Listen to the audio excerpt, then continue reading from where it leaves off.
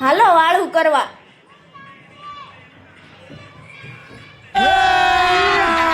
अभी मजा आएगा ना भिड़ो. મમ્મીએ જો દાળ ઢોકળી ને એવું બનાવ્યું છે. જો દાળ ઢોકળી છે, પછી સલાડ છે, પછી આંબા હળદર છે, કાંદા છે, દૂધ ને દાળ ઢોકળી એવું બધું છે. તમારી પસંદગી છે.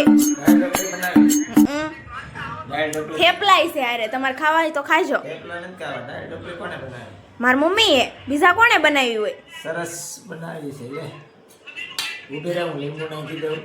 નાખી દો. તમારે લીંબુ વગર તો હાલતું નથી. મમ્મી નાથની દાળ ઢોકળી જેવી કોઈ નાથની ન થાય હો. મને તો મારી મમ્મી નાથની જ ભાવે. તમને? દાળ ઢોકળી સરસ જ છે. હું વાંધો છે.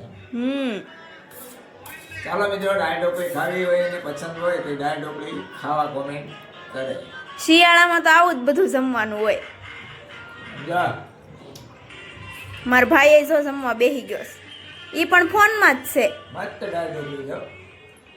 મસ્ત જ હોય ને. એક નંબર. લે ભાઈ, ખાવા તો મળ. દાળ ઢોકળી કોને કોને ભાવે?